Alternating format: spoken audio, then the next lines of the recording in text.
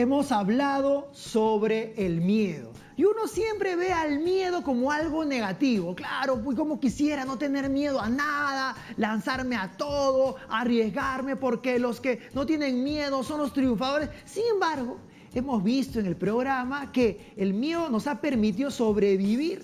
Las especies que tienen cierto grado de miedo son precavidas, son cautelosas y no se ponen en un riesgo innecesario. ¿Y eso qué les permite? Les permite estar presentes con sus genes en las siguientes generaciones. Ahora, también hemos visto cómo en ciertas etapas de nuestra vida los miedos aumentan o disminuyen. En la etapa de la niñez y la adolescencia, los miedos casi están inexistentes en términos de atrevimiento. Un jovencito se atreve a hacer muchas más cosas y te dicen, oye, quiero que vayas a nadar al centro del mar, y uno se lanza al centro del mar. Quiero que vayas a escalar sin soga, uno se va. ¿Por qué? Porque sus niveles de testosterona están súper altas. En cambio, cuando van pasando los años y se vuelve uno más maduro, la testosterona disminuye y eso hace que uno sea mucho más cauteloso. Y tiene mucha lógica, porque claro, en la adolescencia, si uno se rompe un hueso, luego se recupera. Pero ¿qué pasa cuando uno está en la edad de los 40, 50 años? Una rotura de hueso hace que todo sea mucho más lento y podría llevarnos incluso hasta la muerte. Entonces, esos miedos son de una manera lógicos, pero hay otros miedos que no son tan lógicos. El miedo a subir a un avión ya no es tan lógico porque la estadística muestra que es muy extraño que un avión se caiga, o el miedo, por ejemplo, a hablar en público, o miedos incluso mucho más extraños como el miedo a entrar a un cuarto oscuro. Entonces, estos miedos no nos ayudan, o el miedo a emprender, por ejemplo.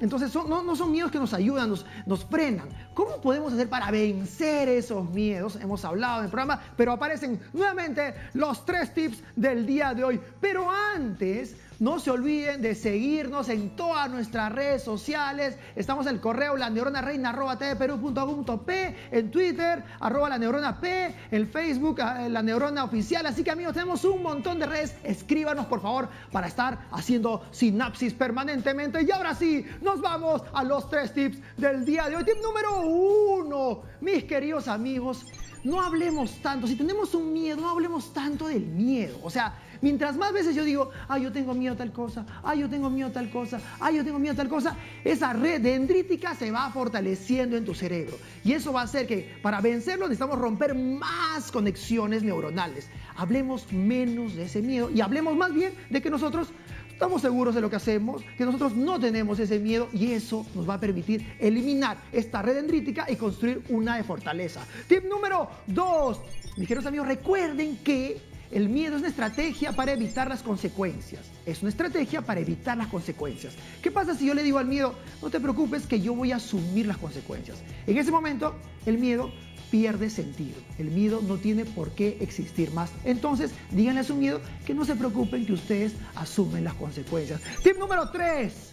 Amigos, tienen que aprender del atrevimiento para romper el miedo, de el Chapulín Colorado. El Chapulín Colorado estaba lleno de miedos, lleno de sustos, sin embargo, lo hacía. Entonces, hagámoslo también. No esperemos que se vaya el miedo para hacerlo.